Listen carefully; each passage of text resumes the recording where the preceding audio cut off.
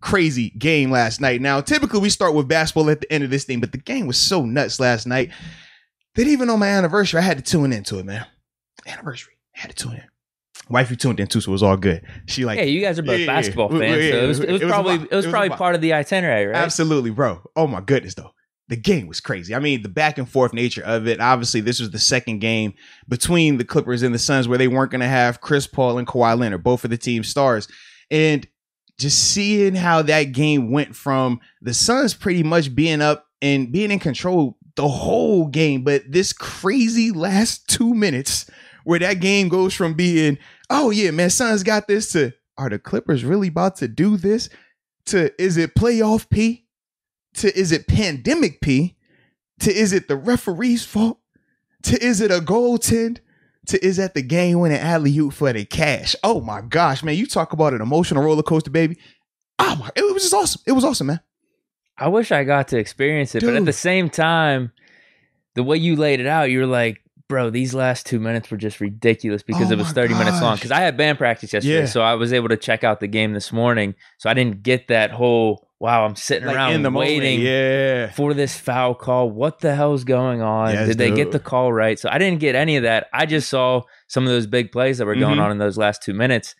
And I thought the same thing. Suns were in control the whole game. All of a sudden, George gets this nice layup to have the Clippers go up. I'm aggressive. It was an aggressive layup. I know. He had a couple really nice shots late in the game.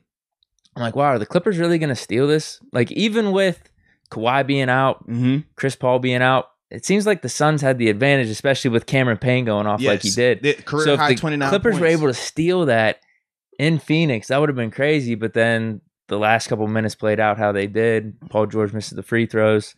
Couple calls go the Suns' way, and then all of a sudden they make the alley-oop. I like how you said a couple calls go the Suns' way. We just one of the bigger calls. Yeah, right. That call where Patrick Beverley hits the ball out of Devin Booker's hand, and they keep slowing it down, and they said, "Oh no, that's out on Devin Booker." We all have played basketball in some form, right? Whether it's high school, rec ball, just dribbling with your friends in the neighborhood. Anybody that saw the play knows. If I'm playing defense on you, Deke, and you're dribbling the ball with your hand, and I smack the ball at your hand, yes, the ball might graze your hand, but who's the ball out on? It's not out on you, Deke. It's out on me because I'm the one who smacked it out your hand. Seeing them take, first off, forever to even review that, and then for them to flip the call, like, bro, I couldn't believe what I was watching. That's a fair point. I couldn't believe it, man. There's some people, we were watching Skip earlier, that's saying they got lucky with that Ayton call at the end, where it hit off the rim and Ayton went for the rebound. It looked like it hit off his hand. Did they review that or no? They reviewed the play before that. They didn't review the specifics of the Ayton play right. Well, it's actually showing right now, right? But they did make sure that they were. I forgot what they reviewed. It was like 3 or 4 reviews right before that happened, because that last 2 minutes probably took about an hour. I know, that's what you were saying. And actually, it's funny, even in the chat, they're saying the same thing right here. Like, man, the 2 minute hour. Yes, that definitely was what it was. Trina Steele diva, without a doubt. And Peter also says that last minute took forever.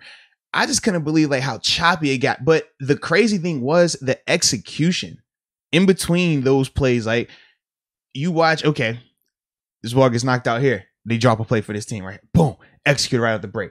All right, cool. Play happens, another stop. All right, boom, boom, boom, boom, boom. Drop another play. Boom, execute around the play. It was just dope to see the adjustments being made by both coaches, offensively and defensively, but how both teams were handling it and just being resilient with it. Like when Paul George hit that layup after that Devin Booker crazy call to me, I was like, man, I don't know. Like, this might be it.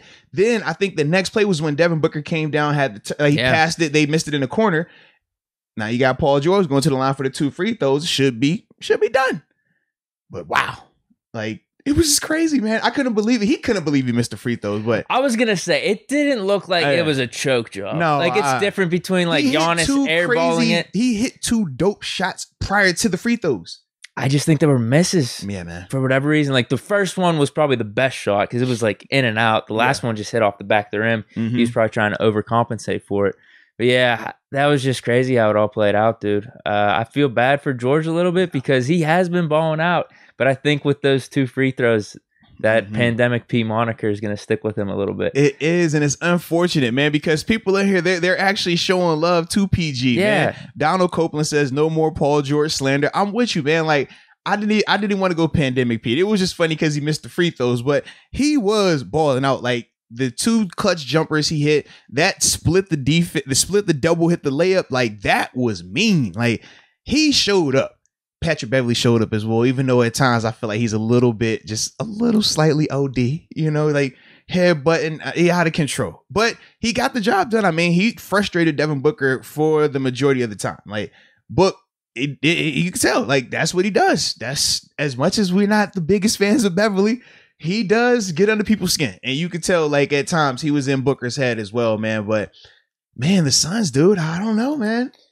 Because I know you said your Nets are going to win it all, right? Is that still a thing? I can't remember. Because last time we talked, I think I was trying to talk you off that ledge. And you were still like, yo, they got it. I'm taking them every game. They're going to win it all. Don't worry about it. And then they were going to game 7. And you were like, don't bet against Durant, which, by the way, I did. And I won. I had a parlay going on with the Bucks to win straight up money line, along with Korean Zombie, my UFC fighter, getting the dub. Shout out to both of those things happening. Thank you. But yeah, man, it was just, I didn't think that the league's just lucky. Kyrie and Harden. That's it. That's what it was. I'm not gonna lie, I still thought they were gonna win even without Kyrie. I did too, bro. Overtime hit. I said, Lord. What's crazy? This is the craziest thing. Seriously, if his foot's not on the line, Budenholzer's fired. They're talking about breaking up the Bucks. True. Now the Bucks are probably the favorite to win the NBA Finals. Yeah, that is the fine line of this type of stuff. And it's fine line of yesterday's game. You think even the Bucks are the favorite to win the finals now? I actually think they are Vegas wise. Oh, okay. I think they're -105. Okay, because I saw some Go Hawks coming up in here. Some Trae Young fans out here, man. They got to be the biggest underdog, I'd say. They've been the underdog in like every one, haven't they? Though. Yeah, like every series they've been the underdog, and then obviously the Final Four, they're definitely the underdog from a Vegas standpoint. Yeah, because. Yeah, you're definitely Bucks probably be the best. Clippers might be now because they're down 0-2 and that series hasn't even started yet. Like beforehand, like before all that played out. Yeah, and also with Clippers, we know if Kawhi were to say he's available, their odds drastically increase as well. Well, whereas nothing like the Hawks can do to like boost their, outside of like other teams not being able to have guys go, the Hawks aren't going to have some magical guy return. It's they increase their chances now. Like they don't have that. Well, the Clippers have been down 0-2 in the prior 2 series, so maybe this is their thing. I saw somebody tweet that the series doesn't start until the Clippers go down 0-2. And shout out to Cornell Banks right here. He says Patrick Beverley is the Cortland Finnegan of basketball. Oh, wow. You know what, man? Finnegan was legit, though. Beverly's legit. First team on defense. Oh, that's tough, though. What's the difference? Cortland Finnegan wasn't this like interception maestro, but you know he was going to give you high quality play. He was a Pro Bowler. Patrick Beverley, he might hit in the case. He's hit threes. Think about was that game 7? Game 7 closing out the Jazz. He hit a couple threes in that game, man. Like he gives you a little bit on offense, great energy on defense. The reason I think that is and he's definitely an irritant as well. Patrick Beverley to the position of point guard versus Cortland Finnegan to the position of cornerback doesn't equal up. Because Cortland Finnegan was like, he was probably a top 5 corner in the league at that time. Where like Beverly's not a top 5 point guard. I get the sentiment top of 5 defender though. I get as a point guard. I was gonna say I get the sentiment of that he's just gonna get in your face and stuff and annoy you. I look at like Cortland Finnegan as he was a top 5 corner, but not a top 5 defender as a whole. Like all fair. 11 guys where you can. Beverly's not top 5, but you can make a case like he's in the top 15. He had a good run a couple years ago where a lot of people were putting him up there with all the other top defenders in the league. Hey man, what Russ say? Hey man, that boy got you fooled out here, man. He just running around. I mean, there were moments last year. There's been moments in his career where you're just like, bro, he's like chirping from the bench. Yeah. Or he's talking smack and stuff. It's like, you're not on these dudes' level. You're not on LeBron's level. Last year, you're not on Curry's level. 1, 2, 3 Cancun. Oh man. Yeah, I think that's one of the reasons that a lot of people don't like him or just have bad feelings about him because he does talk this smack like he's Damian Lillard or Steph Curry. He definitely feels like he's in that combo. You're just not. Like, it's another thing if he wouldn't be talking like that and is playing this amazing defense, is getting in people's face. Like, we know your role. Like, this is really valuable. But then to start talking smack like that, it's like, no, bro. I'm with it, bro.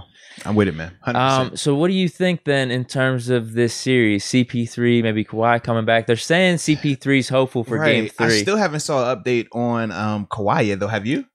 The fan. It might still be an ACL. But no. I thought it was. I thought it was a sprained knee. Remember, they said ACL was too hot of a word to put on Kawhi, so they said. I just don't think he's coming back, bro. I personally don't think he is either. But I didn't even think that was necessarily because of how severe or not severe the knee might be. I just figured we saw Kawhi when he was in San Antonio, and when he thought that the injury was significant, and it was a little bit of a understanding between him and the training staff. Remember, he said, I'm just going to leave. He started doing his own rehab. I think it was in New York City at the time. And he put his health at the forefront, even though it was like, man, you could be the difference in this team. If you come back, you might win a championship right now. But you could just tell he valued his health more than anything. So when they came out and said the knee, I just figured that, man, he's going to take as much time as he wants because that's just how we've seen him operate before. Now, if it is as serious as an ACL injury, well, then it makes even more sense why he's not even going to consider coming back. Here's the problem, though, with the ACL. He would have had surgery already, correct? Not necessarily. If he tore it and it started to swell, then you got to wait until the swelling goes down. If you tear it and you get the surgery if you catch it before the swelling, then you can have it right away. But what's the timeline on that, though? We're already a week and a half since. It just depends. That's the thing. It's everybody's body is different. I've seen some where it's like, all right, they had a couple of days before the swelling hit. Some where the swelling hit right away and they had to wait a little bit longer than a couple of days, close to a week. So it's just like you never really know with each person how their body's going to react to it. But I do know they can't do any type of operate if that is what's needed. They can't do that until swelling goes down. Okay. Yeah. Because I can see the one side of it of leaving the injury up in the air and having a mystery behind it where it helps the Clippers a little bit just because now the Suns are operating of like, oh, is Kawhi available or not? Yeah. Just like that type of gamesmanship. But I don't know. I just think you would address the injury as soon as possible if it was an ACL. I agree. But if you feel like there's a scenario where it's not a full tear, because you can play with partial torn ACLs. I mean, Hines Ward doesn't have an ACL, right? I have a partially torn one that I played with my whole career. You don't have to necessarily have surgery on them. So it could be a thing where they feel like, hey, pain tolerance. What do you feel like? Stability. Is it can you further injure it? Okay, if that's a question. If that's not, that can't be further injured. All right, cool. Do you want to brace it? All right, that's another thing. Okay, what style of bracing could you use? So it's a lot that goes into those decisions about surgery, not surgery, coming back, not coming back. It's not as cut and dry unless it was the simple full tear right here. Then it's just like, all right, go get surgery. But to me, when they're talking about it coming off of a sprain, when you sprain your knee, you still tear ligaments in a sprained knee. We just say sprain because it doesn't sound as aggressive as, oh, he tore his ligaments in his knee. But when you sprain your knee, you still have little tears, just not as long or as big as a full rupture. So that's where it becomes more pain tolerance, more, all right, is it safe structure-wise? And then you go from there. That's what I was going to ask next. Like, what do you think of this potential knee sprain then? Is this even possible for him to be coming back? Like, do you want to come back if you're him? Because if he's valuing health like that, you could just see him being like, nah, bro. Because we saw with KD, man, like whatever was going on with his Achilles or his ankle last year, he risked it. That's kind of what he valued as opposed to his health and his long-term health. But it seems like right now it doesn't really matter. But that's just who KD was with Kawhi. I'm expecting when Clay tore his in the finals, he still ran down and was trying to stay in the game. Yeah. So it's one of those things, you just never know how far it was torn, pain tolerance, the adrenaline, like it's a lot that goes into it. So until they give us more info, we're not really going to know. It's more speculation, but I don't think it's a full tear, because if it was, then they would have went ahead and made that announcement, very similar to what we saw with Clay. As soon as they made that announcement, it was like, all right, game is over, ACL, he's done. Because it's nothing you could play around with that. But the way that they're kind of mum on this and how they're keeping the door open makes me feel like it's not a full tear. So it is a possibility, but yeah. The thing no one's talking about, though, is just absolutely crazy to me, is the CP3 protocol stuff. Dude, like what is going on with that? He gets whatever it is, test positive. Yeah. With the NFL, I think even with the NBA in the past, every league that's dealt with this, it's like you have a set amount of days. Yes. How is protocol? How has it been indefinite since the day that it happened? Right. Maybe I get it. Maybe the first couple of days you don't know if it's a positive test or if it's close contact, whatever it is, whatever their whole ruling is with this. But like for now, there should be a set day. I don't know how the Suns are hopeful that he's going to be back game 3 and it's not a certainty. Like, hey, he's going to be back on Wednesday. He's going to be back on Thursday. NFL, Lamar Jackson. All right, he's going to be back Tuesday. He's going to miss these 2 games. Like we knew, Big Ben, right. Close contact. He's got 5 days. He'll be back Saturday. He could play the game. Yeah. I don't know. At this stage in the game, the Western Conference Finals, I don't know how there's just not like, okay, if he passes all these protocols, he's going to be good this day. How is it so indefinite? Like, this is crazy. And at first we were like, okay, was it because he wasn't vaccinated? But then the reports have come out that he has been vaccinated. So I'm just like, I don't get this protocol. At this stage in the game, it's different if it's regular season. At this stage in the game, especially with CP3, he's the one guy I think in these finals. He's gotten so many bad breaks throughout his career. This will be the worst out of all of them because this has nothing to do with health from the standpoint of you actually playing a basketball game and getting injured. This is just randomness. Well, Donald Copeland says they are screwing CP3, and then Cornell Banks just said the NBA doesn't want, they don't want to see CB to win. They're up 2-0 anyway. Toxic North says Suns in 4, and then I see CM4 or CMF Trucking says that the Suns will get a gentleman's sweep, but they're not going to sweep them all the way. Man. Gentleman's sweep, what's that? 4-1? It's like 4-1, yeah. Okay. A little gentleman's sweep, man. Whew. Man. This is crazy though. Anything else about this series? Do you have anything on the Nets, Bucks, or no? The Nets. Bucks, I mean, the Bucks Nets game 7 was insane. Yeah, it was. That was a movie. Like I low key wanted us to come in and record just for that game right there because the back and forth, seeing how Giannis mentally was fighting through everything, the air balls at the free throw line, came through though. But he came through. He found a way, and then to see KD put on a masterful performance and just gas out at the end. But dude, it was crazy. Like I love KD's offensive game. Like I love his name, the Easy Money Sniper. Man, my wife and the people that was over, they were tired of me because I just kept yelling every time he scored. You know, he dropped 40 of them things. Easy Money Sniper. I was that guy. You know, you had that guy, right? I was that guy. Every time he dropped the bucket in the 4th quarter, Easy Money Sniper. And they're like, yo, well, I thought you had money on the Bucks. I do, but easy money. So I was torn. I was conflicted, but it was a blast, man. That game, though, dude. KD, man, offensively, bro, he's unreal. There's like nobody that you can put on that man, dude. Hasn't missed a beat from the injury. Yeah, came back like it was nothing, cashing out. Like it was good. But PJ Tucker, shout out to him as well, man. He still found ways to irritate him a little bit, man. Give him a little enough. just enough. Just enough. Get his toe off of the line. Just like if you weren't watching it, you know, in like 4 or 5 years, you look back on the box score, you're like, PJ Tucker was actually halfway decent or annoyed KD a little bit because you can't tell by the box scores at all. That's just how good KD is, though. But you watch it, it's like, yo, he was getting on him, man. At least tired him out, you know? Yeah. To what we saw in the overtime where he was gassed. I think everyone was gassed. Though, dude, you can like it was bad, man. And Trina Still Diva says that KD was the truth, man. He gained a lot of fans from that game. And I do agree with that statement about him gaining fans because like I said, for me, I've been watching KD since he was at Texas. Obviously, checked him out in Seattle because I was, you know, like my Seahawks, or excuse me, my Seattle Supersonics back when they had Ray Allen, aka He Got Game. But he got a bad rap, right? When he went to Golden State, a lot of people didn't like the move. I personally didn't like it because of how it affected my dog Bron. But seeing him leave that and go to Brooklyn and this playoff scenario play out the way that it did, it reminded me of him back at OKC when he was just going to go out here and you know he was going to go crazy. And I just love that feeling right there. It was good to see that KD, I'm going to do it all KD. I'm not coming off the floor KD. I don't care who's out here. Even when Giannis would not go and guard KD and it would drive me nuts at times, KD was still taking the challenge of, all right, Giannis, I'll go guard you. I ain't tripping. I'll go guard anybody out here. Like, I love that version of KD right there, man. So yes, Trina Still Diva, I agree with you as well, man. Definitely gain some more fans.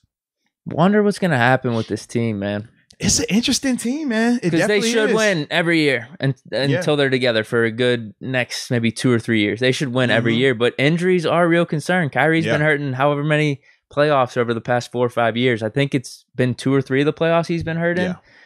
And I think the one Boston series against the Bucks, he completely like fell apart. But like injuries are a concern. And James Harden, this was kind of random because he has been Mr. Durability. Yes. But when your team's revolving around 3 players like that, when you're all healthy, you should dominate everyone. That's but what they say, top if heavy something right like there, this man. happens, you're going to be in trouble. That could screw up your championship window. Absolutely. I mean, you got to run it back, but because right now all of those guys are still under contract. All of those guys seem they got long-term deals, enjoy right? themselves together. Yeah, they all seem like they mesh really well. Yeah, and if you're Harden, you got to tell yourself, man, this is a one-off. Like, Harden has never dealt with those type of hamstring, like just lingering on injuries. So yeah, I don't think that's going to be an issue for him, man. It's going to be tough though. I think the only thing I would do, I'm switching out Blake, man. I need a little bit more. I thought he did good though. For what people thought he was. People thought he was washed. I thought he gave him some good minutes. See, I felt like he was a product of Giannis being scared to be aggressive on offense. Bro, watching him play defense, he would stand in the paint. Giannis would have the 15-footer every time, and Giannis would not shoot it. Giannis and Ben Simmons, bro, at times looked like twins. Difference was eventually Giannis decided to just go to the hoop every time. I was gonna say that it eventually. I think there is a difference between Giannis and Simmons. But it took a while in that Game 7 for Giannis to start doing that, because I remember looking at Blake Griffin on the court and I'm like, yo, if LeBron is on the court right now, there's no way Blake Griffin could be out here. Is no way, because Blake isn't athletic enough to run with Giannis or Bron, but because Giannis wasn't shooting the ball, Blake just stands there.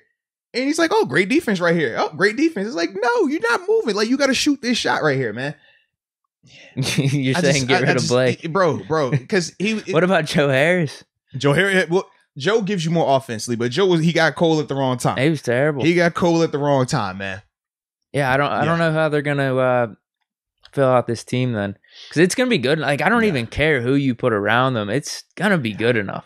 I just feel like, man, you get another, like, if you can upgrade the Blake Griffin role, that's what I'm saying, though. Upgrade that. Like, I don't know what piece you probably put in there, whether you go with another big like Blake or do you go with more of a shooter or a stretch guy, right? Either way, but you get somebody in there for that's a little bit more upgraded, because versus a team where a guy's going to be more aggressive, Blake was going to be a liability out there. That's all I'm saying. But it was solely because Giannis would not attack him. When Giannis started to attack him, what happened? Blake got up out of there. He got right on up out of there. It didn't take long at all. But it took Giannis dang near 2 quarters to realize, like, yo, he can't guard me.